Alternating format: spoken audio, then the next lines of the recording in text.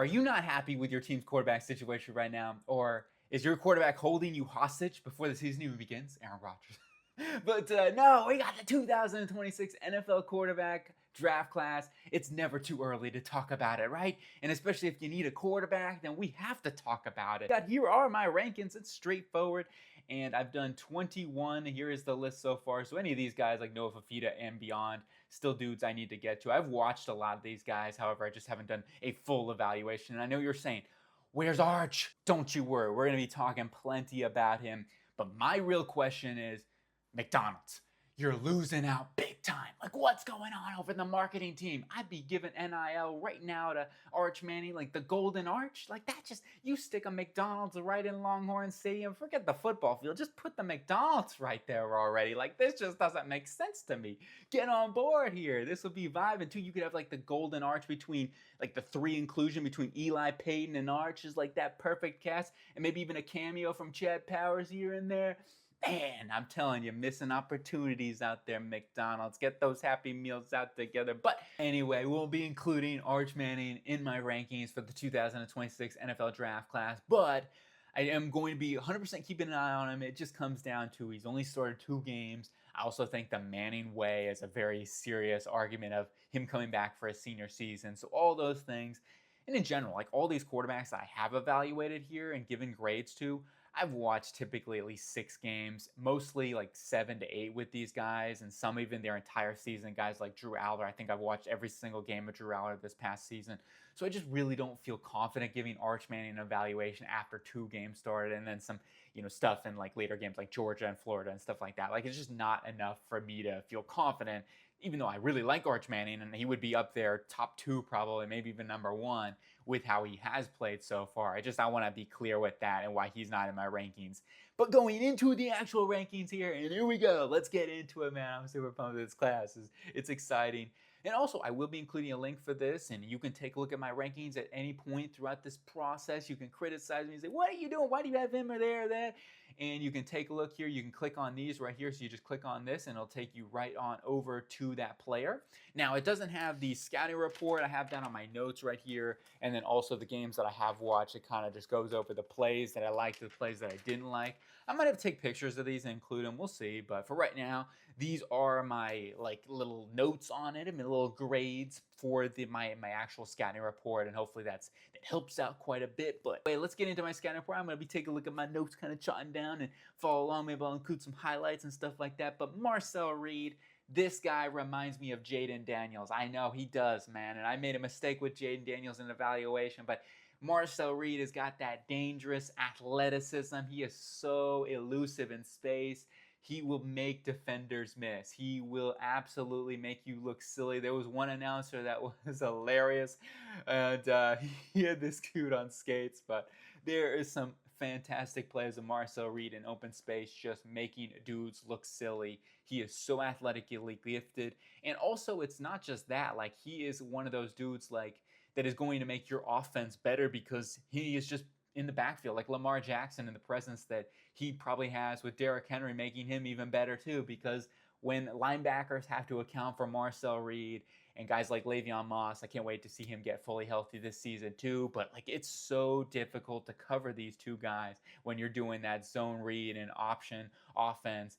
And he is a really dynamic runner, excellent athlete. And he's, as a thrower too, he's got good arm strength. Like, he is definitely not, he doesn't have a noodle. He's got good velocity on passes. He doesn't have the strongest arm. Like, you look at the power profile, he has enough arm talent to make all the throws. And with the combined velocity, he can hit those middle field stuff, the sidelines. It's just not going to be like an insane arm talent. He's not got a true Allar level of velocity where he's going to rip that thing into insane tight windows, but he definitely has plenty enough arm talent to fit throws into tight windows. He has really good poise in the pocket too. That's another thing with Marcel Reed. For a young player, a guy that is a first-year starter, he is really extremely confident and very much unfazed by pressure and things going around him. Very impressed with that. He steps up in and out of the pocket, evades pressure, and is very comfortable already, which is very, very hard to find for a player his age. And also, he's really accurate on the run, which you'd expect for a guy that, really lives on and thrives as an athlete, but it's something that you don't see always, and he is very accurate on the move. That's his strength in terms of his accuracy profile. Another thing I'll say about Marcel Reed is on 3rd and longs or 4th downs or whatever, he finds ways to pick those up. He is so good at not like just going to the check down quick. He'll extend plays. He'll do whatever he has to do to pick up first downs. And at the NFL level, like that's what you have to do, right? If you're 3rd and long, you got to find ways to pick up the first down. Marcel Reed does that at a high level. I think his ball security is fine. I mean, I put him at a C+, but in general, most of those fumbles came at the second half of the season. And he does keep 2 hands on the football. I'm not super worried about it, especially as much as he runs. Now, getting some of the negatives and the reason why I do think he's not a true first-round grade at the moment. First off, he's just raw. In many forms, he's raw as a passer, and that's going to be something he has to work on. His processing at times is a little bit slow. He holds onto the ball too long. He needs to get through his progressions a little bit faster. His decision-making, while not terrible, did fall off a little bit, as I mentioned earlier, in the second half of the season. Things got a little bit harder for him, I think, in general.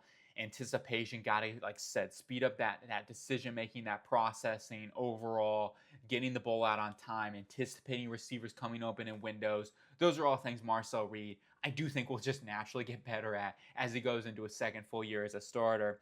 And I also think his mechanics need a little bit of work. I don't think he's got the picture-perfect release, but his release works.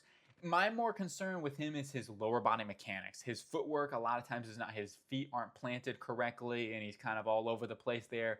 That will help him improve his accuracy, which is a bit of a concern as well. When you take a look at his accuracy, his short accuracy is fine. It's really in the mid to deep portions of the field where things go really array, and that's where he needs to improve the most. So improve your accuracy. And he can step back a little bit far in the pocket too. Even though I do like his pocket presence, it's just he goes too far back in the pocket at times. And that's something he can really work at, is, working on those more traditional, being a pocket passer and not always going so far back. Even though he knows how to step up in the pocket, it just he takes way too much out there and can kind of drift back at times. And then he lacks the cannon of an arm. He doesn't have the elite arm talent or anything like that, but he certainly has enough arm talent to get the job done. There are times where maybe passes float a little bit too much on him on those vertical patterns. And last thing I do want to note with his pocket presence, even though I do like him and I think that he does a good job stepping up and avoiding pressure and things like that, he'll step back really far in the pocket. Like, he can drift back a little bit too much, and that's something I think he can really work on into year number 2. Overall, like Marcel Reed, he just plays, Jaden Daniels vibes. So much fun to watch Marcel Reed. This is a draft crush on mine.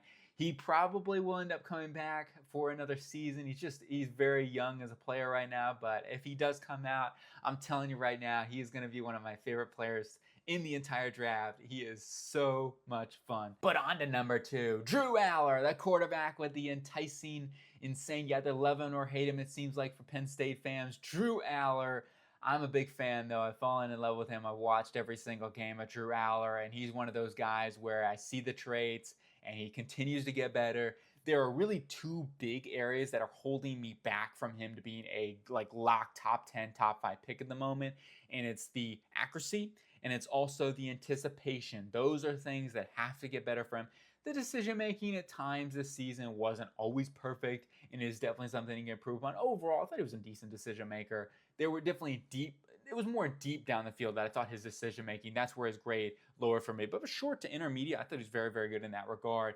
But the accuracy, the mechanics, those are really my big things. The anticipation, especially you look at certain games like Ohio State, I thought he could have anticipated some throws better, even though the coverage was so tight in those games. And that's why people will hate on from the Ohio State game. But if you look at the receivers in that one, and receivers were being blanketed 5-10 yards down the field. They were being knocked down in press coverage. It was pretty bad. So he was doing the best that he could, and I really was impressed with him. But I do think the anticipation is another area that he can get a little bit better at, anticipating those windows and throwing on time. But he does get the ball out on quickly, and going some of his strengths that are so good, and it's the arm talent, of course. He's got that boom, that tumultuous, any big word, the mind-blowing thing that you can think of, the Josh Allens, the Justin Herberts, it just, boom, it's a little rocket out there.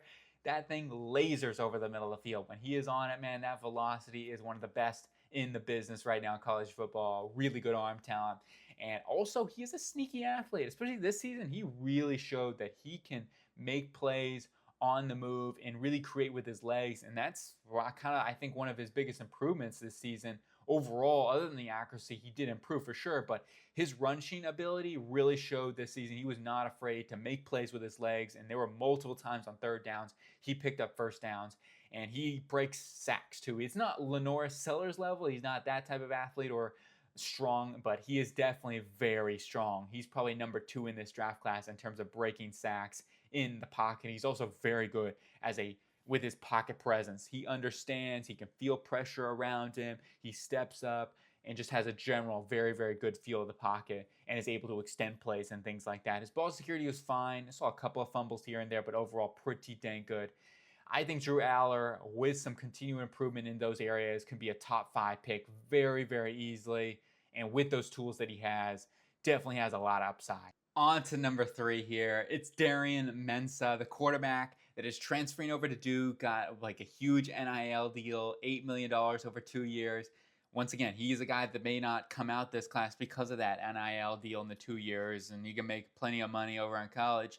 But I was so impressed, and I do want to say this, and he's my least evaluated quarterback in terms of he only has 4 games out there that I was able to watch. Now, those were his worst graded games for the most part, was Kansas State, Oklahoma, and Army, I believe, were his worst graded games. But overall, like, I came away so impressed. If those were his worst graded games by PFF, then I'm excited to see his best games graded by PFF. He reminds me of Jordan Love. He really has the same sort of like release and kind of game in the way he plays, the offense too, at least at Tulane. A lot of deep shots, play action. He works so good short to intermediate of the field too. His accuracy is phenomenal over the middle of the field. Just like Jordan Love, who can work really, really well on those crossers, Mensah just is amazing in that regard. He is just so good over the middle of the field. He is probably the best quarterback over the middle of the field, in my opinion, in this draft class, at least at the moment.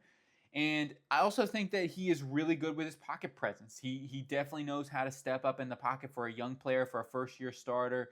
He understands the pocket. He understands pressure around him. He can feel things, and he is able to extend plays as well. He's a solid athlete. He doesn't run a ton, and that's why it is rushing grade a little bit lower. He doesn't really break a whole ton of sacks either, but he definitely, I think he's a good athlete. He's not a bad athlete or anything like that. He just doesn't really use his legs that much, and I do think he can continue to work on that and a little bit more and add more of that to his presence. I think he's a very effective thrower under pressure too. Like he wasn't fazed by pressure ever. And especially the Oklahoma game where he got a lot of pressure on him. He stayed there, he hung tough, and he made passes and he delivered really, really well. And his decision making didn't, I feel like, go erratic when he did go under pressure. It was still very, very good. And he's very good with his arm angles, just like Jordan Love. I think he works his arm talent. He's got a very loose arm. While he doesn't have the best arm out there, I think his velocity is definitely short of these other guys for sure. But he has a very loose arm, and he's able to use that arm talent to the best of his to find those lanes and to not have tip passes and stuff like that. I also think he's a good decision maker too. Like, he doesn't make a whole ton of bad decisions. What was it, the Oklahoma game, which was probably his worst in terms of decision making. Even that, like, I thought or Army, maybe Army was really his worst in terms of decision making. It wasn't terrible, right? There were some bad plays here and there. Every quarterback's going to make some bad plays, but I think in general he's an effective decision maker and not a ton of like YOLO, double, triple covered passes and stuff like that, which is really what I want to see. He gets through his progressions. I thought he really did a good job as the season went along too, getting through his reads and having a better understanding. At the beginning of the season, it was a little bit, maybe one read, lock in at times, but as the season went along, you could see him kind of going through his progressions a lot more. Some areas for Mensah that I do think he needs to improve upon, I jotted, was his accuracy deep down the field, especially on the sidelines. The left sideline, I don't know what it is, but I feel like he missed a lot of overthrows on those verticals on the left sideline. It just seemed like he missed those, so I had to jot that down. I'm like, okay, let's I don't know what it is, but yeah, that left sideline seemed to be a bit of his nemesis. His arm talent's just okay. He doesn't really have the greatest arm. His velocity over the middle of the field isn't like overly impressive. He can't get away with super tight windows that a guy like Drew Allar could. He is very raw still as a processor, reading the field. Especially at the beginning of the season, as I mentioned earlier, he looked a little bit like one-sided. As the season progressed, he looked a lot more comfortable, and it seemed like there were a lot of growth, but there's still plenty of growth potential for him there. And another thing with him is the offense was a little bit, it's a lot of play action heavy stuff. His offensive line was good. I don't want to, throw that like what. And the reason why I'm not like super worried about that, because when he did face pressure, especially in the Oklahoma and the Army game, he delivered. Like, he was not like flantered or flustered or anything like that. Like, he was confident and he delivered. So that's why I'm not like super worried about that. But I did note that the offensive line allowed him some time in games like Kansas State, Memphis, where he was able to drop back there, kind of scan the field and have all day to throw. And also, I think that in terms of his athleticism, I want to see him use that a little bit more. I didn't see him really make plays with on the move a whole ton. I think he can add a little bit of an element in that regard. He didn't break sacks very much either. But I really like Mensah, man. I think Mensah at Duke this season is going to be really fun to watch, and we'll see how he does in the ACC. But I am very excited for Darian Mensah. He is my sleeper quarterback. He's my number 3 guy. And when you also look at these tier lists too, they're very, very close. Like, when you look at a lot of these guys 1 through 5, or when you look at these 4th round grades and stuff, it is very, very tough. And I'll be honest, like, I don't, you could go back and forth. You could sell me on one guy over the other, but I kind of just went with my gut and some guys that I really like at these lists. But on to our next guy here, LaNorris Sellers. Probably the dude that is selling the most fans out there and maybe getting the most hype right now going into this class for very good reason. And really, when it comes down to these guys, it is neck and neck with a lot of these dudes. Sometimes I just put dudes, here and there, and it don't really matter that much, to be honest with you. It's so early in the process. So when you see a lot of these grades, a lot of these dudes are clumped in sort of same tiers for me in bucket lists.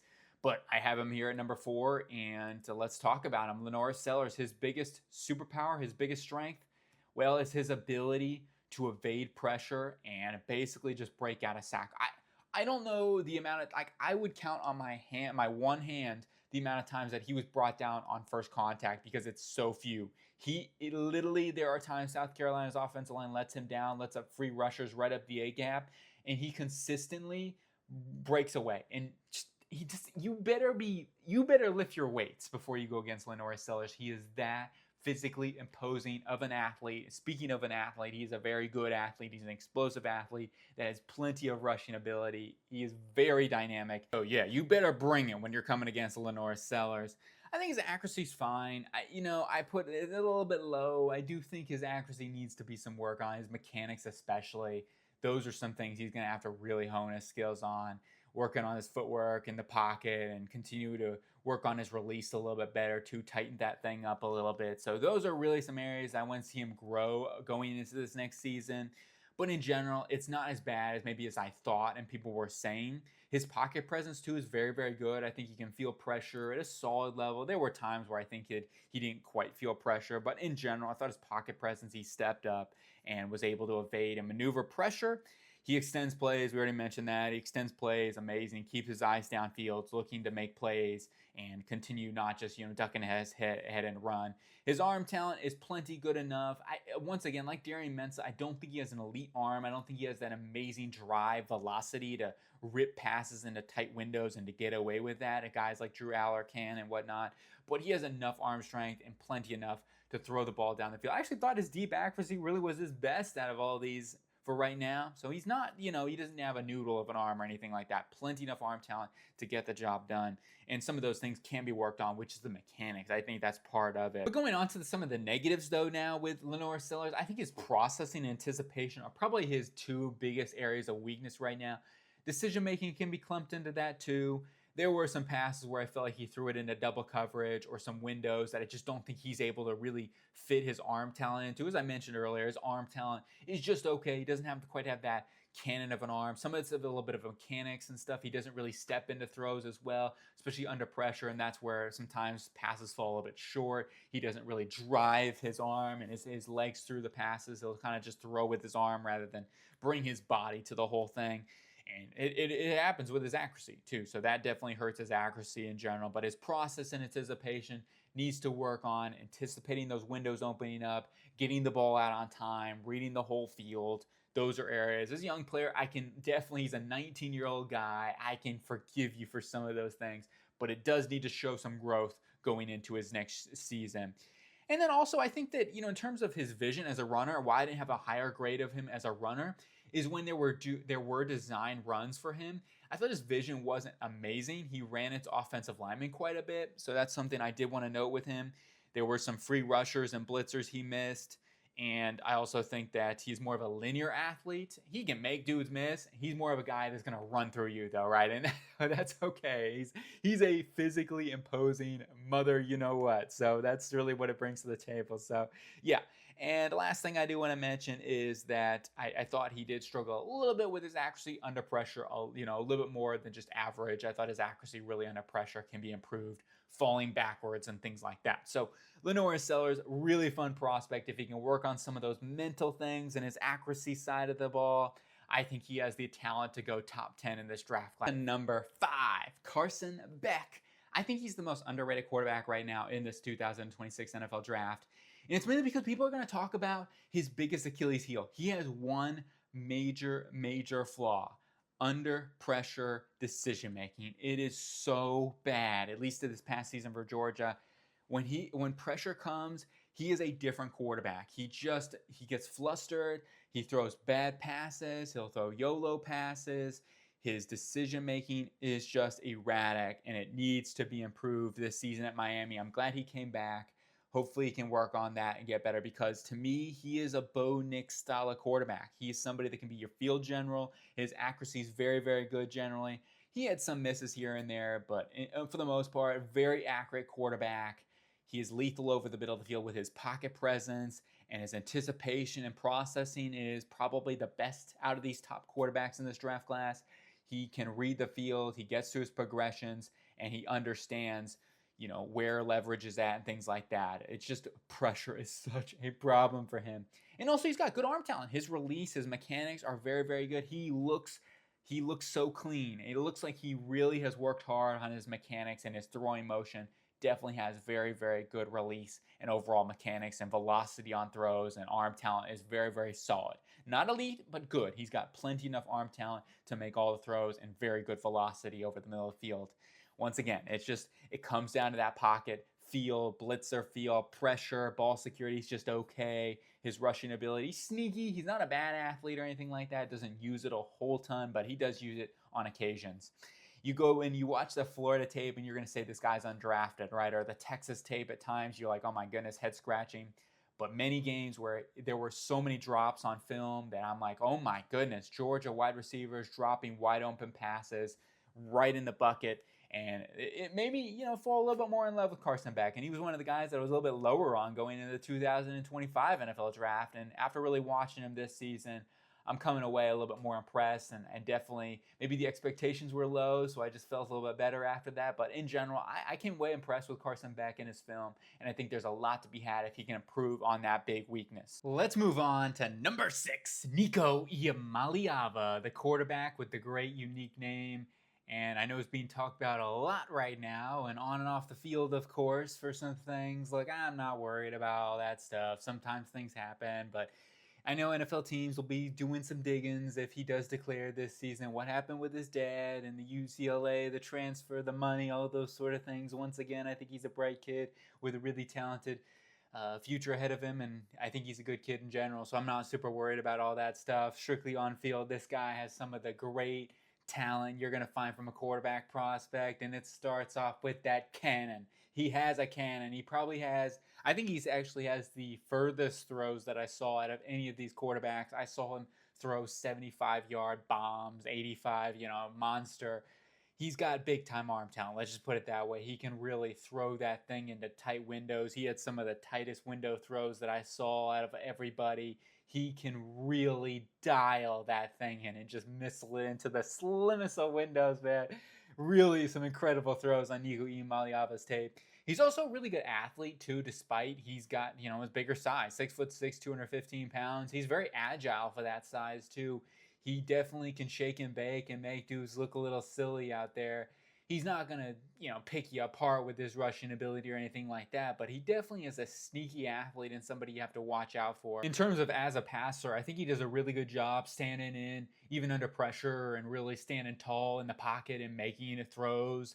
And also, I think that he's good in general with his decision making for a young guy. I mean, it's still something he can improve upon, but that wasn't really my big concern with Nico Iamaleava.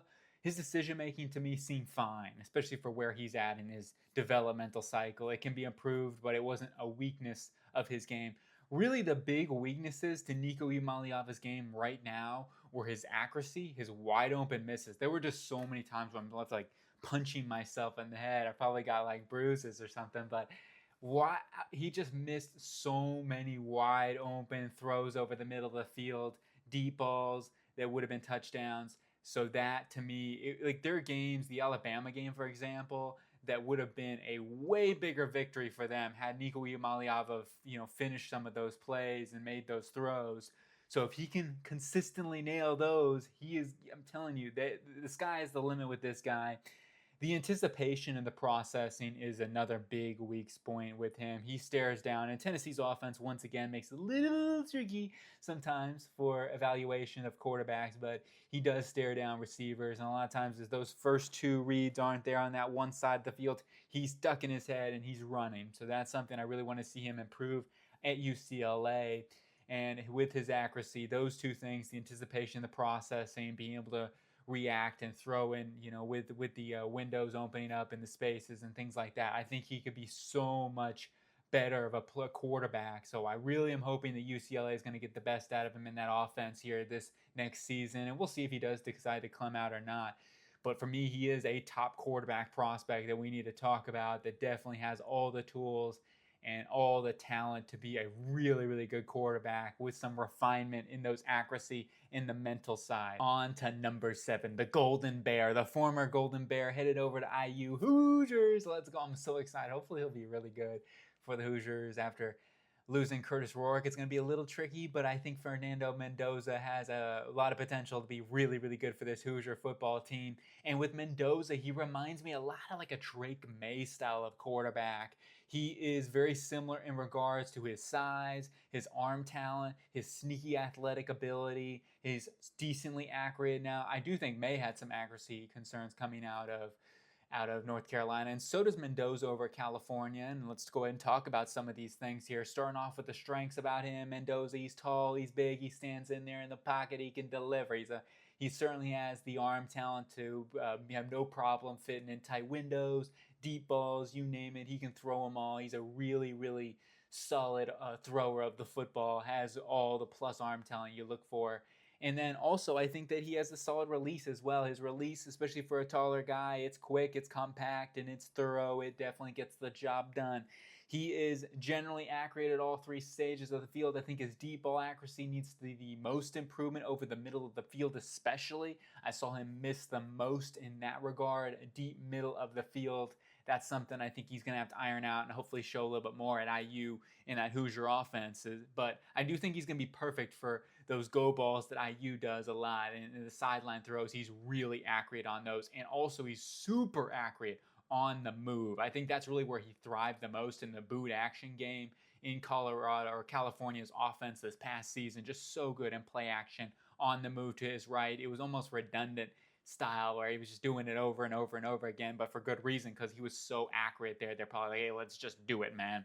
Another thing about him is his toughness. He is so tough. He took so many hits under that California offensive line that struggled immensely at times this past season, especially at the early games of the season. It was bad. It was probably the worst offensive line play, other than maybe USC's and Miller Moss, we'll talk about in a little bit, had terrible offensive line play as well at the beginning of the season.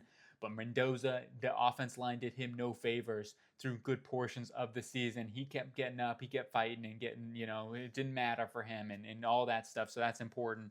And also, they kind of benched him for a lot for the backup at times to get, to try out a different guy with scrambling ability and whatnot in big moments. I'm like, what are you doing? Maybe that's why Mendoza also wanted to transfer, and I don't blame him. But at the same time, he kept coming back, making the most of his opportunities. And then also, don't think he's as bad of a decision maker as maybe the PFF stats or the numbers would show in terms of turnover worthy plays. I didn't see as many turnover worthy. I mean, there were definitely some. Overall, I thought he was a pretty good decision maker. A lot of the turnover worthy plays came on just like one-on-one balls, maybe slightly underthrown, or the receiver just not being able to make a play. Negatives with him, really my biggest negative, I would say with Mendoza, is that some of the stuff with him is he's a little bit of maybe a stiff thrower at times of the football. Maybe he doesn't have the most flexible arm talent. I think his play extension ability isn't overly impressive, and I think his processing still is really on the cusp of where it needs to be. A lot of times he'll stare down receivers, and it makes it really easy for those DBs and those linebackers to be able to read the eyes of Mendoza and make a play on the football. That's really where I thought he had the most trouble aspect and part of his game. There is some stuff like I thought he struggled a little bit more of our zone coverage. Once again, maybe that goes in hand in hand with the processing, missing linebackers or safeties incoming. I also think he relies heavily on the sprint right style offense. You saw a lot of that there at California, so we'll see what happens at IU, but a lot of play action heavy stuff that were able to help him going scrambling to the right over and over and over again. Definitely something I took note of as much as they did it. And then in the middle of the field accuracy, we pointed that out. I think he's not the ideal escape artist. He took a lot of sacks. That can go hand in hand with anticipation and processing, not getting the ball out in time. He definitely needs to speed up the processor just a little bit much, but certainly has the sneaky athleticism like Drake May. He's got the arm talent. He's generally accurate and can improve a lot, even more on accuracy. He's got a quick release as well. Let's finish off this tier list with Miller Moss in the second, third round. He's a guy that I also feel like is being a little underrated right now, and I think a lot of people have a little bit of a sore taste in their mouth, especially after the way the season ended for Miller Moss. The Washington game especially was his worst game of the season, and it was the last game before they benched him.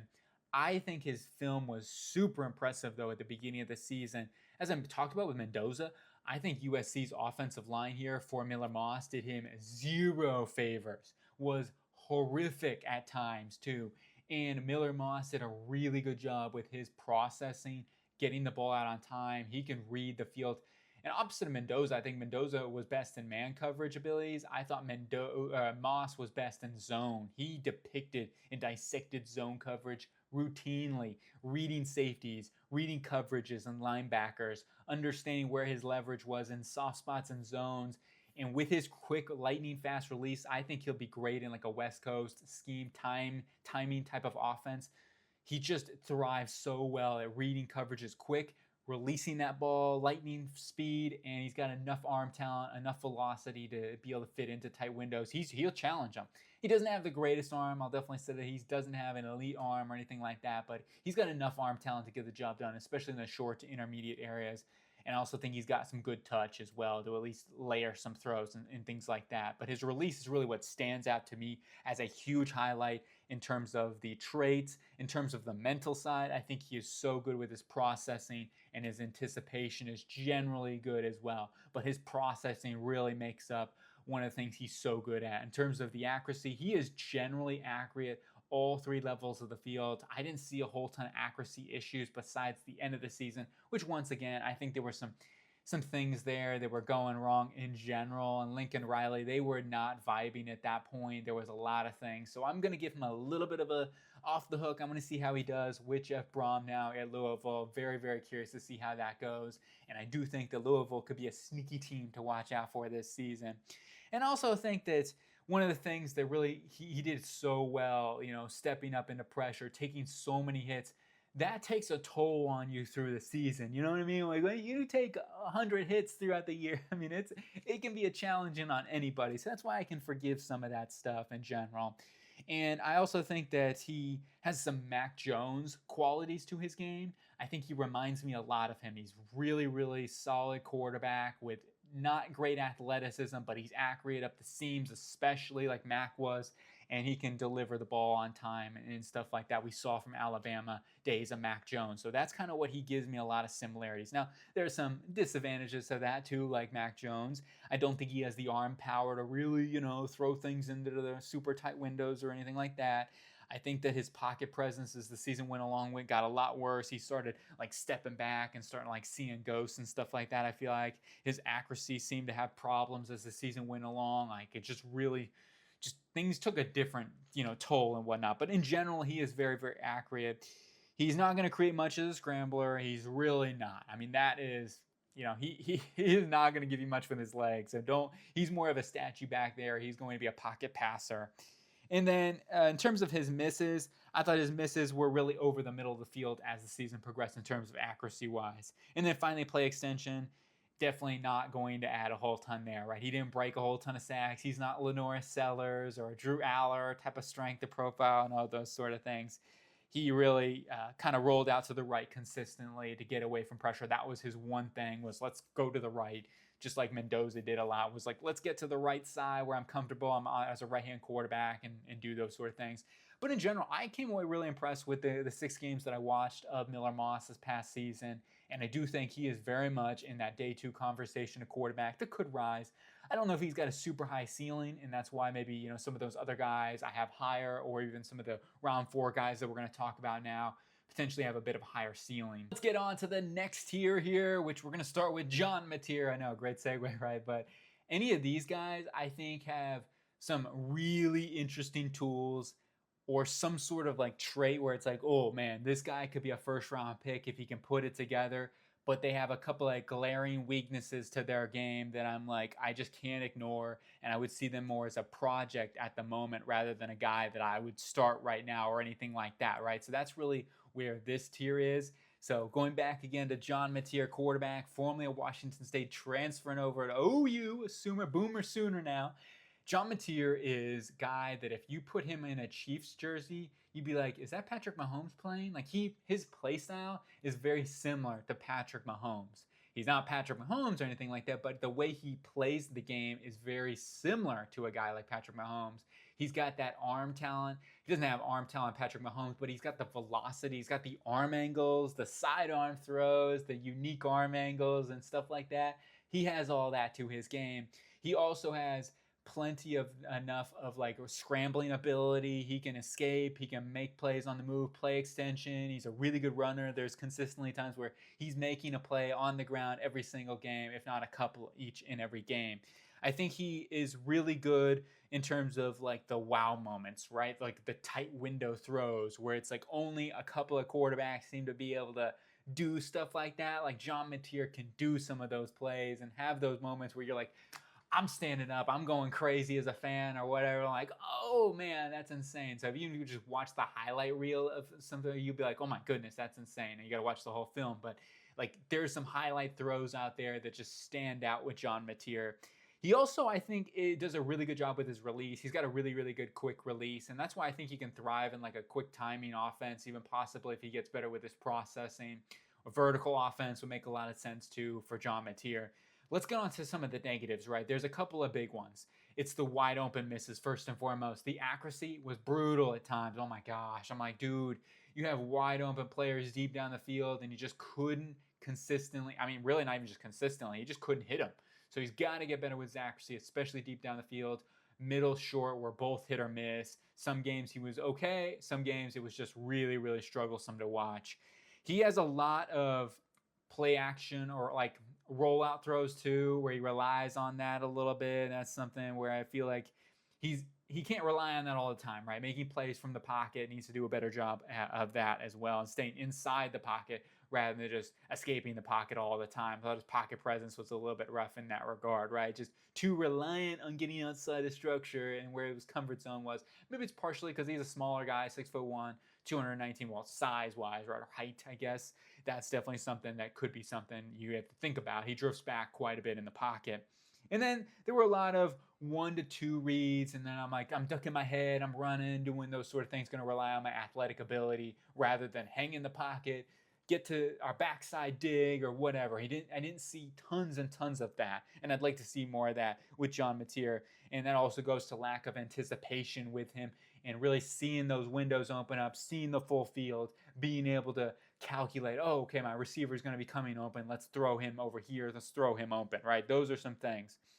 Last thing I want to talk about, the mechanics, I thought were a big problem for him. I thought he was very inconsistent with his accuracy because his base was really inconsistent, kind of all over the place. So something he throws, sidearm a whole ton. So those are some things that, I mean, it's cool to throw sidearm, right? It's cool to have the Brett Favre, Patrick Mahomes slang, but at the same time, you also have to make sure you're accurate. Mahomes does a good job because he kind of contorts his body, so it's kind of the same throwing motion, whereas Mateer, it's just kind of like he's straight up and he's throwing like this, so it's very hit or miss. You need to work on that release timing and being able to throw with better overall base and accuracy has to improve for Mateer. So if he can work on the processing, anticipation, better pocket presence, kind of the mental side, that'll help him too in terms of his accuracy, which was a major problem. So accuracy in the mental side, he's got the talent, he's got the traits, I'll tell you that right now, the rushing ability, and the arm talent is plenty good enough. On to number 10. We round out the top 10 with a great hockey player, Jake Retzlaff. No, not a hockey player, but hey, I'm rooting for Edmonton right now. Come on, let's go. Anyway, Jake Retzlaff here is a very interesting quarterback prospect with a lot of traits. He's got a very interesting story as well. But the arm talent, he's not lacking any of that. The dude's got one of the strongest arms in this draft class. Kind of came as a shock. I was watching, I think it was Sawyer Robertson, and I'm like, who's this guy? Jake Retzlaff, the other quarterback that I'm watching the game against, Baylor and BYU, and I couldn't help but notice Jake Retzlaff like just throwing darts and lasers and monster missiles down the field, whatever terminology you want to use. But the dude's got a really good arm, and then I watch his film, I'm like, okay, this guy's a legit prospect that I could see being a big time riser when it's all said and done. Yeah, the arm talent, he can fit it into any tight window you ask him. The sideline hash throws, no problem. Jake Retzlaff can do those. He's accurate too in the intermediate areas of the field. Very accurate intermediate. I thought his short accuracy wasn't great. His deep accuracy was hit or miss. He had some really good games and he had some really bad games in that regard. But his middle accuracy was really his bread and butter. Over the middle of the field, sidelines. Those were his most accurate areas from what I could see. Sideline curls, outs, comebacks, very accurate to the middle of the field. Solid athlete, definitely can pick up yards with his legs. I thought he was able to not just show arm talent, but show flexible arm talent as well. Like he was able to work even, because his size, he's 6'1". He was able to kind of maneuver around defensive linemen, which you got to be able to do, right? Those defensive linemen, they're going to get their hands up, especially when you're 6'1". So you have to be able to do that. I thought he did a really good job of that. I thought his toughness was really good versus Kansas and Arizona State. The amount of hits he took and just continuing to play injured. Like you could tell he was injured in those games. He played through it. Interesting story too. I mean, he's come up from 2 community colleges. Basically nobody wanted him. Nobody wanted to give him an opportunity. Finally got an opportunity at BYU. He's one of the only Jewish faith people there. I mean, I think they said there's only like 4 people there. I don't know if that's on the comments. That's something I heard over there. And obviously respect whatever religion, things you believe in. And the whole team does too. They've all gotten behind Jake Retzlaff and everything like that. But he's definitely had to work through some of their adversity and things like that. And I sound like I'm in the TV shows or something like that. But no, it's important. Everybody goes through something, right? That's just life in general. It doesn't matter where you come from. But I think Retzlaff, in terms of what he does really well on the football field, is his arm talent is super impressive. He's got the flexible arm talent as well, but he's got one of the better arms in this entire draft. Like the dude, he can throw it 70 yards on a rope, 100%, no problem. Hash throws. He makes those look easy. I'll be like looking over them, like those sideline corner routes. Dude, he can fit those things into some tight windows, man. He really can laser those things. He's got some velocity that he throws on his passes. So if you're looking for some arm talent and some athletic ability, this dude's got some of that for sure. I also thought he was really accurate in the intermediate of the field. Like that stood out to me. He struggled in a short game. He missed some layups, I thought, and some swings and stuff like that out of the backfield. And his deep accuracy was hit or miss. Some games he was on it, and then some games he wasn't. So that's something I think those are 2 areas of his accuracy that I think he can improve upon. But his middle accuracy was really good, especially on like curls, outs, comebacks, things like that. He's a good athlete. I just mentioned that. I think he's able to pick up some yards with his legs. That's definitely in his game. He's got some sneaky wheels for sure. He definitely can use them. And a lot of times on third downs, that's really what he wanted to do. And then I also think his toughness was really demonstrated at a high level throughout the season. You go to the Kansas-Arizona State game, he looked like he was playing injured. He was really battered and bruised from some major hits that he took. So he definitely has some toughness to go and to keep things rolling, that's for sure. He also, I thought he led some really nice game-winning drives too. I mean, there's some clutch moments on his on his film. The Oklahoma State and the Utah films both had game-winning drives that he was able to orchestrate and lead the team to a victory. Now, some areas that I want to see him improve upon going into this season.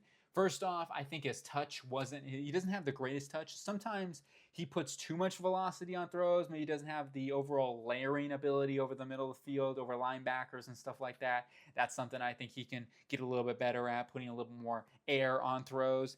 He seemed to struggle with pressure too a lot. When pressure arose in some of those games where it's like, yeah, it became tougher for him. Like, what was it? Arizona State, I believe, where they put more pressure on him. I'm trying to think off the top of my head. Even Utah, I think, put some pressure on him.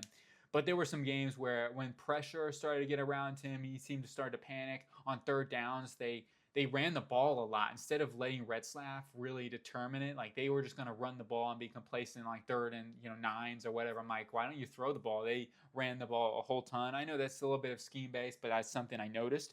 His accuracy, short middle, we talked about short and deep. I talked about that. His decision-making, especially under pressure, goes a little bit wayward, plays hero ball a little too often. His pocket presence, he tends to step up into pressure way too quickly. Rather than, just subtle movements, right? Tom Brady's, you think of those guys who understand how to maneuver just so ever so slightly to make their tackles have to work less or their offensive linemen. I think Retzlaff is either going back or he's just going forward. You know what I mean? Like that's really what he's doing. So his pocket presence needs to calm down. His feet need to calm down in the pocket, understand what's going on around him, and I think he'll be a lot better. He leaves clean pockets too often and tucks his head. And then processing seemed to improve as the season went along, but it was definitely something early in the season, a lot of staring down targets, making it easy for linebackers and safeties to read him. And then I do think that his accuracy on the move still needs to improve a little bit. I thought he struggled a little bit in that regard, and definitely something I take note of. I think that fades, like we mentioned earlier with his touch, that's another area that I want to see him really improve upon. His fade, his goes, and stuff like that. Number 11, I know Sam Leavitt's going to get some serious hype, and for good reason. A young player, has a lot of talent, a lot of tools. He reminds me of like Baker Mayfield. A lot of similarities to his game. The toughness that Baker has as a runner, very reminiscent of Sam Leavitt, and kind of put the team on my back type of shoulder mentality. That's Sam Leavitt to a T. Now, he has got some similar issues to Baker Mayfield as well, but I think the big thing that separates him is his accuracy. He misses way too many open passes, just way too. That's why I have to give him a third, fourth round grade right now. If it weren't for the accuracy, I think you could talk me into a first round grade with this guy. First, second round grade, at least at the moment, is where I would put him. But his accuracy is just so unpredictable. There were too many wide open layups, even short routes that he missed consistently. I mean, that was his worst graded accuracy for me, was the short routes, because he just missed so many easy layups. You got to be able to hit those. You know what I mean? Like you can't miss a wide open swing pattern that will cost your team potentially a first down moving the chains. And his anticipation too, very much lacking, right? I feel like he just had to see it come open before he would throw the ball. And he's got good arm talent. Like he can fit things into that window, so he can afford some of that, especially at the college level. But he's got to speed some things up as you get to the next level. I thought his pocket presence too, a little bit of drifting, things like that. Those are some things as a young player I can forgive a little bit too, right? But going back to some of the things that I love about him, he has good arm talent, really good velocity on throws, definitely above average arm talent. His playmaking ability, running, escape artist, all those things very much in the tool belt. As I mentioned earlier, a little bit of vibes of Baker Mayfield. Is very similar type of athlete. I think maybe even a little bit better of an athlete than Baker Mayfield. He hangs in tough under pressure, just like Baker, right? He fires that ball out, whether pressure's coming at his face or not. He don't care, man. He's gonna rip that thing. He really has the toughness that you want at the quarterback position to be your field general. And then lastly, his decision making I thought was really good for a redshirt freshman. He didn't put the ball in harm's way very much.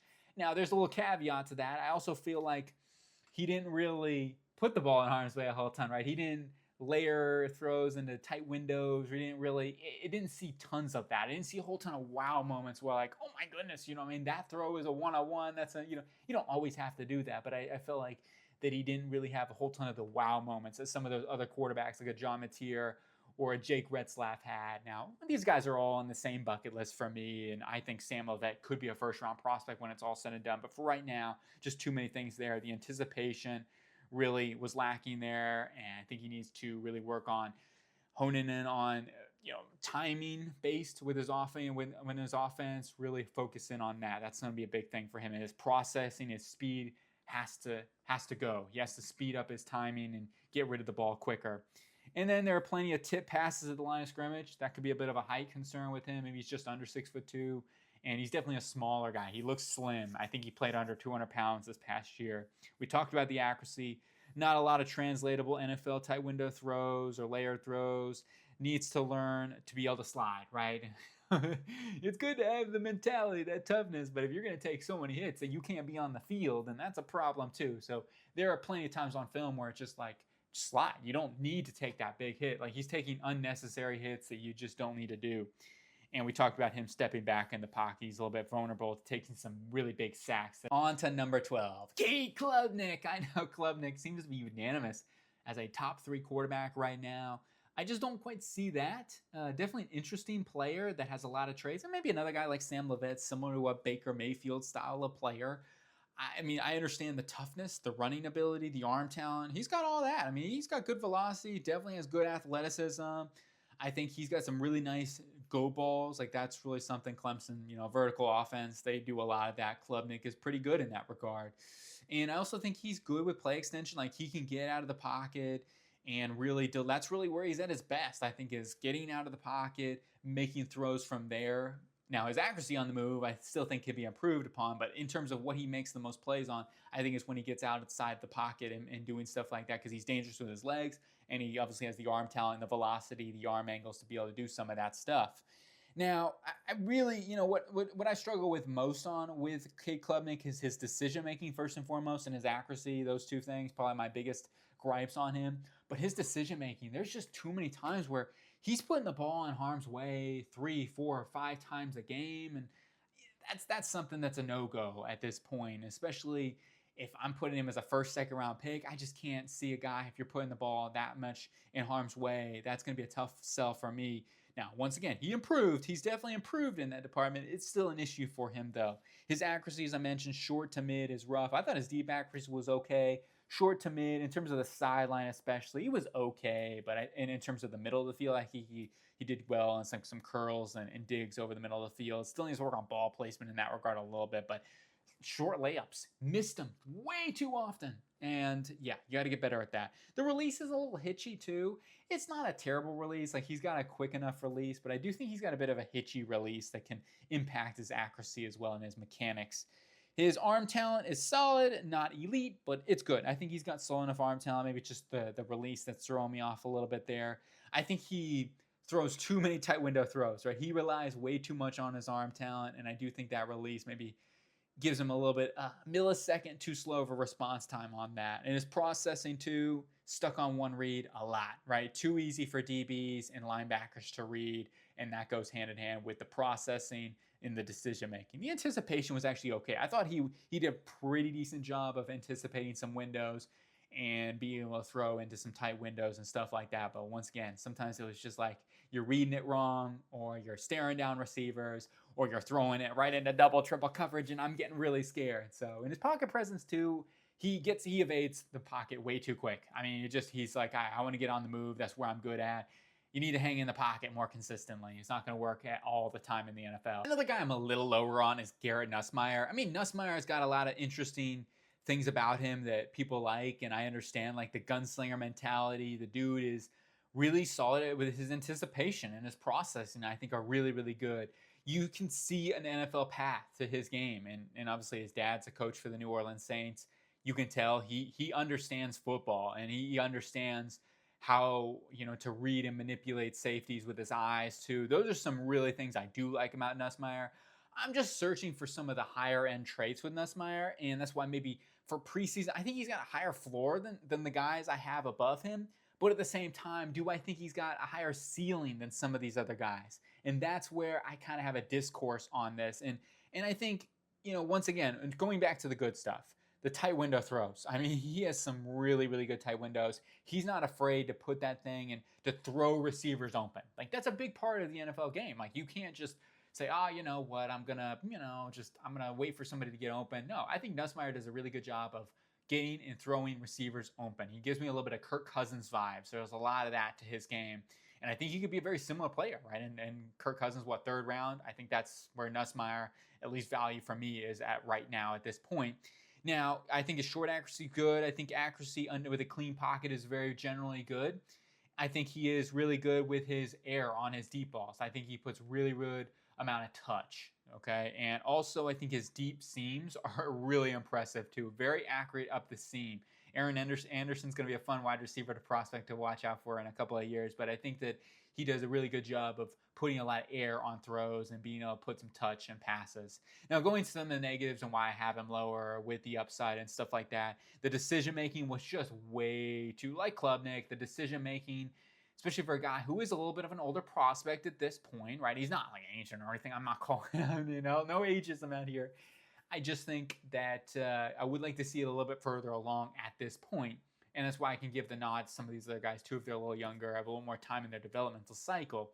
With that being said, I want to see him improve his decision-making this next season. This was his first full year as a starter, so that's, not a lot of full-time football under his belt.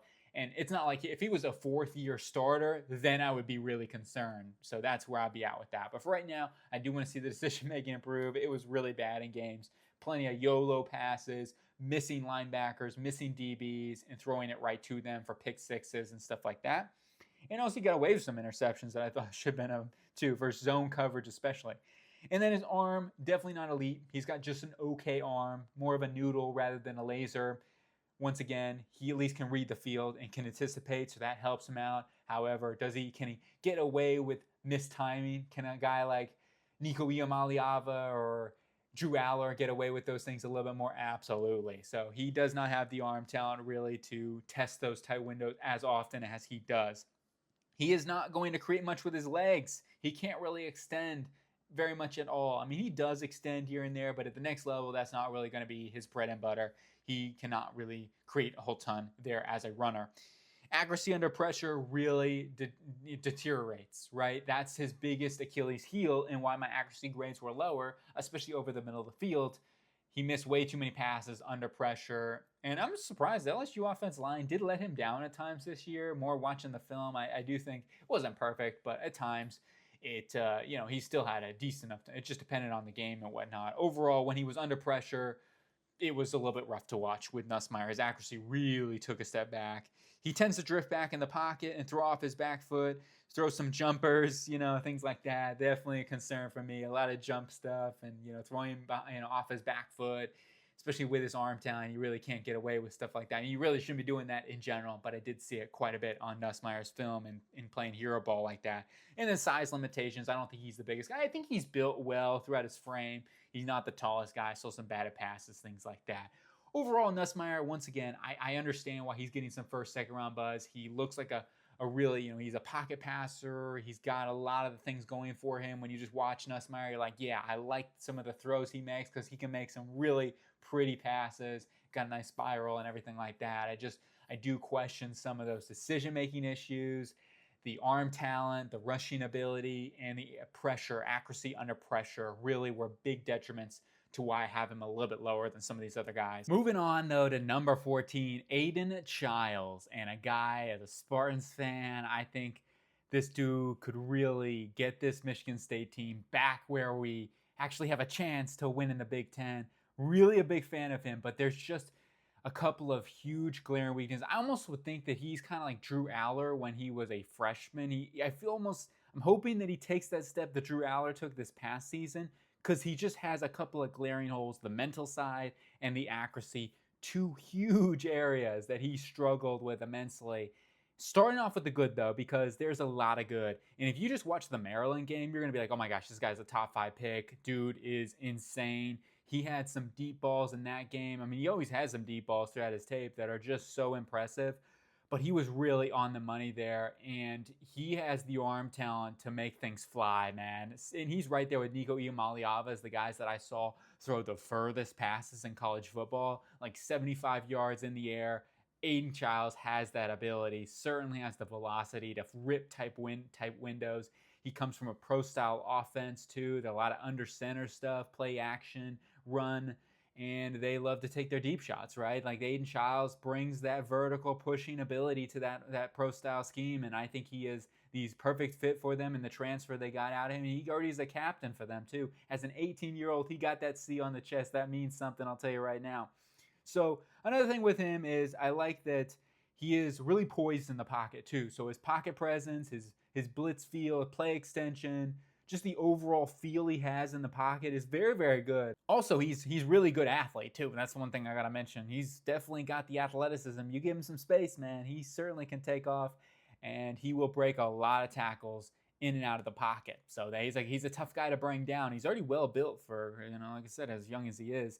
Now get on to the weaknesses, right? And the reason why he's lower than these other guys and why I have him as a day 3 grade right now is just because the accuracy and the mental side of the game is so far away that needs to catch up, right? The decision making was really bad at times, and he certainly struggled processing. He would stare down receivers, lock in, and definitely make it easy for safeties and linebackers to read his eyes and make plays on the football. Anticipation, of course, that's just something that will come in time. Like, I'm not super worried about that with his game. I saw some flashes of anticipation, but overall, I do think that that's something he needs to work on a little bit as well.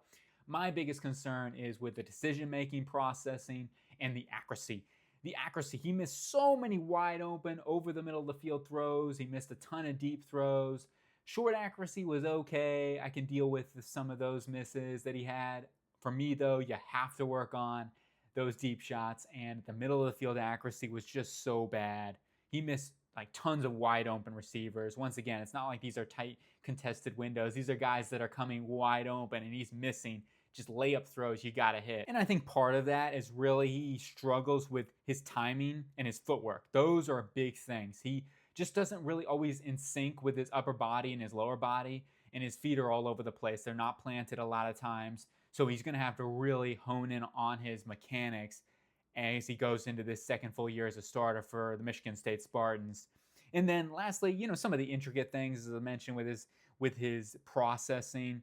I think the things that I want to see him get better at, not hesitating so much too. Like I thought I saw a lot of him hitching and just hesitating on throws. So some of those things, just I feel like you're going to get with time and whatnot.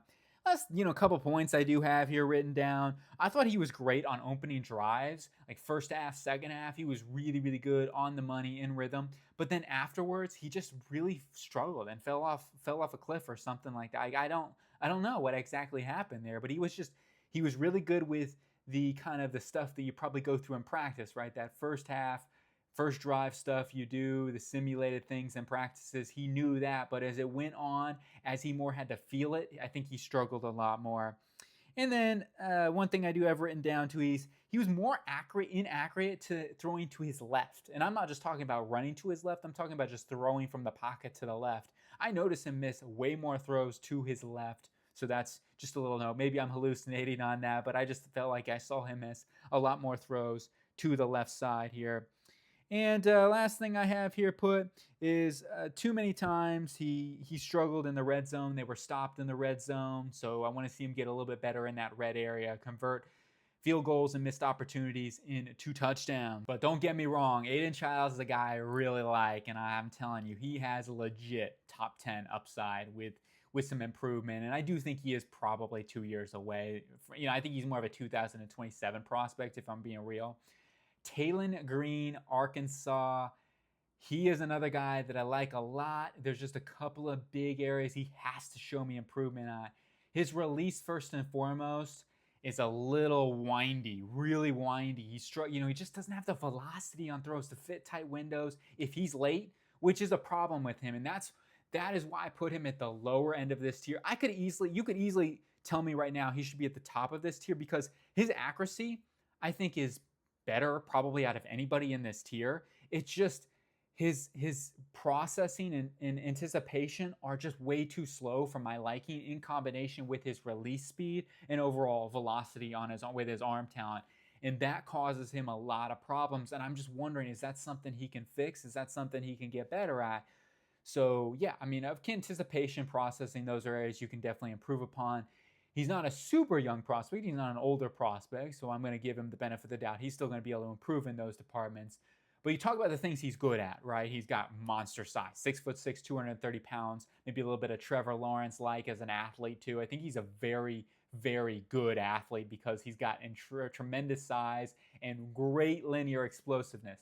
Now, he's not the twitchiest guy. He's not going to make you miss per se, but he will just outrun you with his legs. Oh my gosh, he's got linear athleticism for days and definitely he can glide, man. So when he's in the open field, he's gone. That's what I'll say right now with Taylor Green. Really good athleticism and definitely got a home run threat to his game.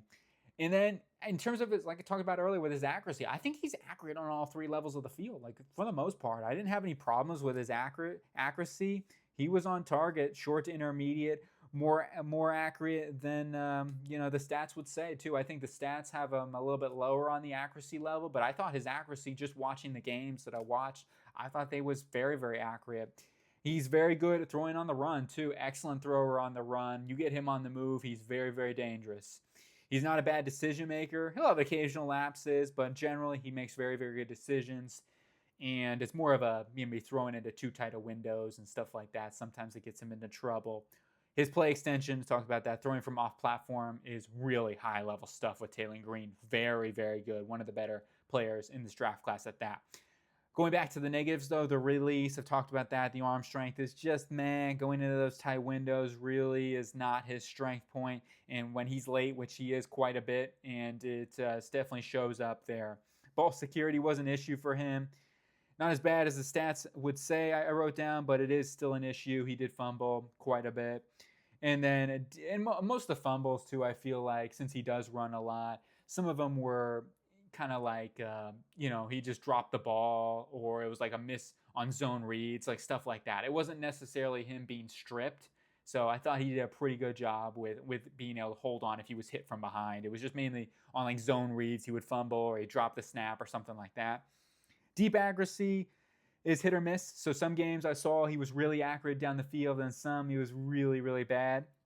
Anticipation, I talked about that, and needs to read and just kind of go through things because he took a lot of sacks. I feel like he there were times where they showed the backhand camera and there were receivers coming open and he just hesitated too long. And the last thing, he played through a lot of injuries throughout his career.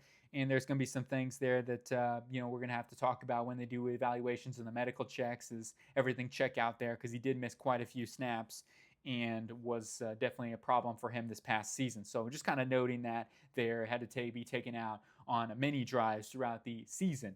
Taylor Green, though, you talk about that size. He's got enough arm talent, though, to be at least able to push the ball downfield or anything like that. And you mentioned the athletic ability. I just worry a little bit about the processing anticipation in combination with the arm strength and the release flexibility, those sort of things. He's a little bit stiff. On to number 16, Jalen Daniels. I know, Jaden Daniels? What? Jalen Daniels from Kansas. He is a really polarizing player because if you watch the early games, right, the Illinois, UNLV, TCU, Kansas State, you're like, oh my gosh. Well, not Kansas State. Kansas State was fine. But you watch the early games and you're like, this guy's an undrafted player. And then you watch, the later games, the Iowa States, the BYUs, and you're like, Kansas State, you're like, what? This guy's a first-round prospect. Like, it's insane, man. Iowa State game, like he was just money.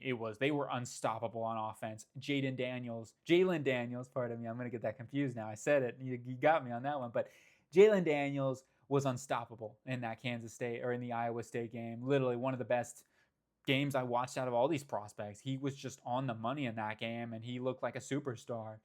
However, I can't ignore the other film out there, and he struggled in other games. Even the Baylor game to finish off the season, I felt like was a struggle bus. So it was kind of like 50% of the games were bad, 50% of the games were good. So it was hit or miss with Jalen Daniels. I do know he was dealing with some injuries, so hopefully those all things check out. What did he have? He had injuries to the shoulder and back. So those are some things that, once again, going to the medicals are going to have to be cleared with him, because I've heard there's some regenerative, stuff, whatever they call it. I'm not a medical professional, definitely not. Going to the good stuff, though. The arm velocity is excellent. He really can rip things with those arm angles. He's got that side arm. He's got that really good release. All those things are really good. The athleticism is super impressive, very dangerous. I don't think he has the long speed per se, but he is a very good athlete. I actually probably would put him at an A- more than a B+. I mainly probably just knocked him down because of lack of like high-end long speed, but he definitely has speed. So he's a really good runner, and and when he's healthy too, he's a good runner. I'll tell you that right now. And then he's also very good in terms of his blitz feel. Definitely has a good understanding of what's going on around him. Now, I think his pocket presence is not as, not great because he drifts back a lot, or he'll just evade clean pockets at times. So that's why I lowered him in the pocket presence department. But in terms of like feeling pressure, he's really good at that. And he came in clutch a ton of times on third downs. Really good on third downs. I saw him complete third downs very, very consistently and keep the chains moving for the Kansas Jayhawks. And he's not afraid to really rip it and throw it into tight windows, man. He will make some really amazing throws, and he knows he's got really good arm talent. But you talk about those hash corner route throws. Jalen Daniels has some of the prettiest of those, and just some of those where it's like, whoa, man, that's good arm talent. He has that in his game. I thought the second half of the season was definitely a lot better. As I mentioned earlier, he just took over games. He really did. He was the guy. Now, going back to the negatives, the decision-making in the first half was so bad. There were so many passes into double coverage, even some in triple coverage. He missed defensive back, safeties, incoming roamers, linebackers, you name it, he missed them. So his decision-making was tremendously bad and something he's going to have to work on. Processing can be slow, staring down targets one too many times, which also helps out linebackers and safeties being able to diagnose and read his plays. Anticipation wasn't quite where I wanted it to see. Held on to the ball way too long at times, and he did have some extra receivers open. That Kansas offensive line really was good too for the most part of the season. They gave him a lot of time, and so some of that I say, hey, he's just being patient in the pocket, and I'm okay with that. But there are also times where I'm like, you got to get the ball out on time. It's not going to always, you're not going to be able to sit back there for 10 seconds. You go look at the Kansas State game. I don't think they got any pressure on him at all. He was just like sitting there, or Iowa State game especially. He just was sitting back there in the pocket like, what am I going to eat for dinner tonight? Oh, maybe a bologna sandwich. No, let's go get a, you know what I mean? Like, it was pretty bad or easy for him at times, but that's okay. And, accuracy down the middle, sidelines, definitely is an area that I thought that was inconsistent. The deep accuracy, too, was well off, right? There were just so many easy misses. Once again, the layups you got to hit. It's funny, the beginning of the season, he was low on a lot of his passes. And at the end of the season, he was high on a lot of his passes. So it was just like, you know what I mean? You can't find the right medium. There was just so many interesting. It was very inaccurate for good chunks of the season, missing a lot of easy passes. Last thing, he ducks his head a lot, and he'll just like, I'm going down, I'm running. So I want to see him kind of keep things up, especially when you're play extension, because he's so good at play extending. Like, that's one of his biggest strengths, is extending and creating out of structure. So I just want to see him kind of keep the eyes up and make plays there more consistently. Overall, though, Jalen Daniels, if he can put it together this season, stay healthy, he's going to move up the board very, very easily. He's a guy that I could see, once again, just like a Jalen Daniels, come out of nowhere and rise into a first-round conversation because he has all the tools. He's got all the talent. He's got the arm talent. He's got the athleticism. Improve the accuracy, improve the mental side, and he really could be a really good player. It's just those are some limiting factors that I had to rank him on. On to Rocco Becht from Iowa State. That's a superstar name right there for a quarterback, Rocco. But we're almost like Rocco Mediate, the golfer. Anyway, going to him, it's like, who was throwing into Jaden Higgins and Jalen Noel all season? Well, Rocco Becht was, and I'll tell you, he definitely delivered, and he's a guy that has a lightning-fast release. That's the first thing you notice with Rocco Becht is that dude, he can fling things out of his arms. He gets it to his playmakers fast and quick. I think that's the same word. Technically, it's a synonym. But, yeah, I think he's a really good athlete, too. Very much escapability. He's certainly a threat with his legs to take it the distance. He doesn't have elite long speed, but he definitely has some really good speed. And you better watch out for Rocco Becht because he will use his legs. He's also got excellent toughness, man. He gets back up. He got hit a lot throughout the season here and would just continue to get back up. Even under pressure was really, really good. So I was impressed with that. Very, very fearless throughout the entirety of the season. Not afraid of nothing, I'll tell you that much. And he also showed very good anticipation on his throws. I thought his anticipation was one of the highlights of his game for sure. Really, really anticipatory and trusted his receivers in Jaden Higgins and Jalen Noel, which I understand. You got those two guys, I would trust them too. And he's got that gunslinger mentality. He certainly has some elite throws on film where it's like, whew, he puts that thing into a tight window and he lasers it over the middle or whatever. Like, he definitely has that on his film. Good ball security as well. Very, very good ball security. Didn't see him fumble the whole time. Negatives, accuracy, left and middle were definitely needed some work. That's what I noted. The left side and the middle, right? The sidelines over the middle of the field, got to improve. Missed a lot of easy throws. I mean, those aren't easy throws. There's no such thing as an easy throw, I guess. But he definitely had some accuracy concerns for me and going to have to improve their decision making. Will miss linebackers and DBs coming across and throw dangerous passes regularly. And the decision making was one of the biggest weaknesses that I saw on his film, other than the accuracy. He really just made a lot of passes into double coverage or passes where he was just staring down dudes, and that goes hand in hand with the processing. Certainly has to get better when it comes to reading and scanning the field and diagnosing things like that. Now, he's very, very good when it comes to quick timing passes and things like that, though, and that's why I think you're going to hear a lot of Brock Purdy stuff when it comes to Rocco Becht, and there are some similarities there, and that would be my comp, more or less, is a similar version of to Brock Purdy. And another thing is that I noted there's some some minor flaws, I guess, but he's not the biggest, he's not the strongest or anything like that. Once again, not super worried about that. He also tends to force passes when under pressure. Teams seem to want to let him sit back and throw and make a decision, let him use that process, or they're not as afraid of that. Really, they wanted to stop the run. Like, let's stop the run at Iowa State. And when they did that, it seemed like things really struggled. Things went downhill in that offense. So gotta work on that and being able to deliver in the pocket and keep teams honest. That way you can continue your run game, which you got a good run game. On to number 18 here, Eli Holston, 6th round grade. Man, I wanted to like him so much because I'm telling you right now, he is a very good athlete for a guy 6'4", 225 pounds. He legit has wheels, and he's got arm talent, really good arm talent, really good athleticism.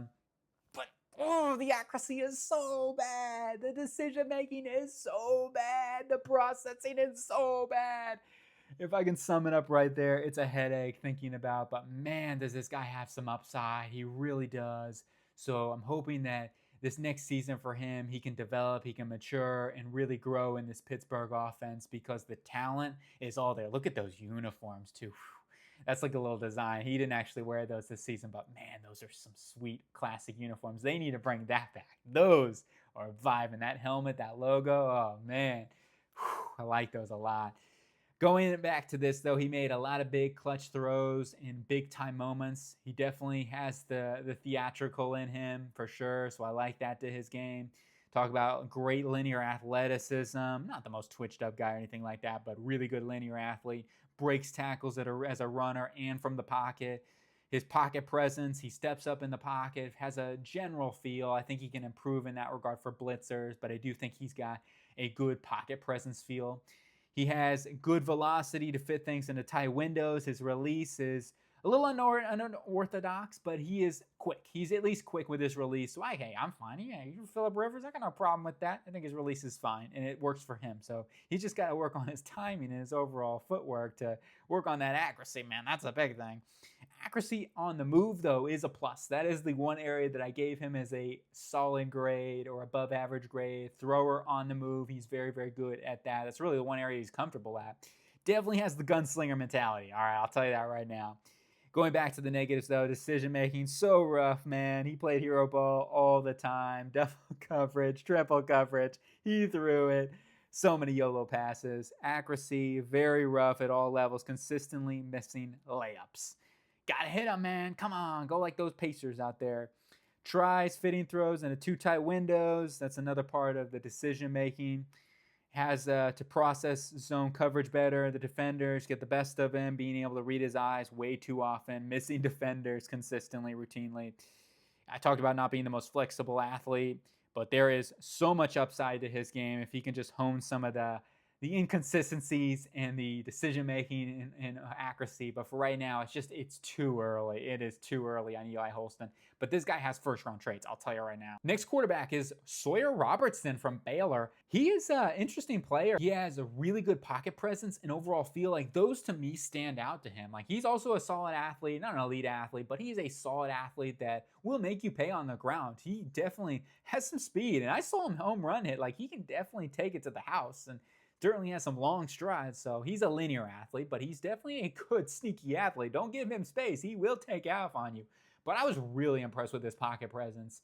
It just comes down to the traits. The physical traits for me were very much lacking. And once again, he's an accurate quarterback. Short, he's really solid short. Now, the accuracy gets a little worse mid to deep. That's definitely an area he needs to work on. But like his arm talent is just, I don't see it with his arm talent. So that's something I didn't know. The anticipation, it got better, but he was definitely late on a lot of throws. His middle deep accuracy falls way off a cliff. His footwork and mechanics have a major issue, so he's going to have to work on that. His release is long and high, very kind of windy, just seems very slow to me. He lacks the ideal arm strength and velocity to fit tight window throws. He's not the most agile, or he's definitely more linear. His decision making was not ideal, especially under pressure. And that's really one of my biggest gripes with him is he struggled so much under pressure. When things got tough around him, he started making some really, really bad decisions. So hopefully he can get some of those hero ball tendencies. I know he's kind of got to put the team on the back, and I respect that. He can get better in that regard too. But I do think that was something I saw him just like, oh, we gotta hone that out, some of that stuff. Prone to staring down receivers and throwing into double coverage. Seemed to lean on the run game a lot, and especially even on critical downs, they ran the ball a lot. So it kind of tells me it's like, oh, are they confident in Robertson to be able to air it out and be able to read defenses and take advantage and do those sort of things? And that's a little bit hesitation there. But he definitely, I think he does a good job breaking sacks. Like talk about really good from the pocket, works through his reads, and just in general is a guy that looks like an NFL passer and has a lot of upside there in that regard. Just it lacks maybe some of those high-end traits of these other guys, and with some of those weaknesses as a processor and decision maker, I had to lower him a little bit on my rankings there. On to the next player here. It's Kevin Jennings from SMU, and he is such a fun player to watch. He's another dude that I think he's maybe even under 6 feet. He's listed at 185, really small. But what I will say about this guy, he's got good arm talent. I think he's got good arm talent. He's got good velocity. I'll at least say that. So yeah, he can rip some throws into tight windows. His release is really good. It's really fast. He's got flexible, loose arm talent that, man, he rips some plays, man. He's really fun to watch there. He's a willing blocker too. Like he's definitely going out there and blocking for teammates, because a lot of times they'll run some sweeps or things like that. He'll get out in front of his running back or receiver, and he will make a really good block. I was super impressed with that. I had to write it down. He's not a crazy athlete, but he is definitely a solid athlete that can take off and definitely create with his legs. His short to intermediate accuracy is good, relatively accurate on the move as well. And overall, he's a guy that I think that it would be very interesting to see how he develops into this next season. He is a young player, so there's some areas he can improve upon. But the reasons, other than just the size factor in it, is the decision making is really, really bad. His hero ball tendencies were some of the worst that I watched in his draft class. He plays reckless. There's no other way to put it. He plays reckless, limitless abandonment that he is just like going out there. It's like, oh, boom, I'm throwing it. My arm talent's too good. I'm throwing it in this insanely tight window with 2 defenders around. It don't matter. Got to improve upon that. His security, ball security, lots of fumbles. Oh my gosh. Saw a fumble like every single game, if not more. Sometimes I think he fumbled like 4 times in one of the games I watched. It was something astronomical, like at least 3 times. Tons of fumbles. Lacks the processing nuance to be able to look off receivers, consistently staring down targets, making it easy for linebackers or safeties to read his eyes and make plays on the football. Good arm velocity. Doesn't have the deep level arm talent or arm power to be able to really, chuck that thing 70 plus yards or anything like that. But once again, that's not a big deal. My main concern really was his touch. I thought his touch was terrible. he just didn't have the ability to like throw over linebackers. It was all like a bullet. It was all line drive stuff. And maybe that's partially because of his height, but he really had a lot of like line drives, and you got to be able to layer over, linebackers and between safeties and corners or whatever. He just couldn't do it. I really didn't see any of it on film. So that's one thing. His touch was really, really strugglesome. Layered throws, accuracy, decision making under pressure took a major dip as well. And he throws off his back feet quite a bit, especially under pressure. So just some areas I want to see some improvement on. He definitely is a fun football player and a guy that led this SMU team to, a good run in the playoffs. It just obviously came up short there. Penn State, tough team. Anyway, Jennings, fun player. Just don't know if there's some NFL translatable stuff. Another guy, as we finish up our quarterback rankings, that I couldn't really see in an NFL evaluation, and that's why I would lower my grade. But in terms of what's out there, like his accuracy stands out to me. He is so accurate and definitely a key to his game. And he's a gamer, no doubt about it, right? I mean, so many times he come up clutch for this Vanderbilt team. 100% a guy that is going to be somebody I'm rooting for this season, and can't wait to see what Vanderbilt does. Overall, though, it's one of those things where there's some limitations. But let's go through some of the positives here. Came up big from a third stringer to a starter, right? Worked his way in to the point where they're like, no, we're going with Diego Pavia, right? He was their third stringer. And, at the point, I don't even think he was even on the team per se. He was like on the practice squad, whatever. And they're like, you know what? This Diego Pavia guy, we got to get him on this, taking the first team reps, man. So he earned his shot, and he hasn't looked back. His toughness, man, oh my gosh. He'll run through walls. Highland Little, he'll bulldoze people. Even though he's not the biggest guy, he is a bowling ball out there. He ran over everybody. Didn't matter the competition level, Alabama, Texas, you name it. He was determined. His decision-making was very, very good for the most part. Accuracy is good, especially on the move. Shows flashes of throwing with anticipation. Here's the limiting factors, though. First off, the offense. He runs a wing tee, or a read option, or an offense that is very much an old school kind of think like Army vibes. Once again, it's predicated on an option, pistol option offense is the kind of the word that I'm looking for. They ran a lot of pistol option, and the offense is very, very tough to evaluate from an NFL scheme perspective, and not a lot of maybe NFL level throws. So that's the big thing. His arm talent is not great. His velocity, not great. He just really, I don't think he's going to be able to drive the ball into tight windows, deep down the field. And when he did throw deep down the field, I mean, he was accurate down the field. It's just, if balls kind of fell flat on him a little bit. I don't know, whatever you want to call it. Release is a little long too, a little itchy. And he is definitely not an elite athlete. He's more of a bulldozer type, and that's fine. No big deal there.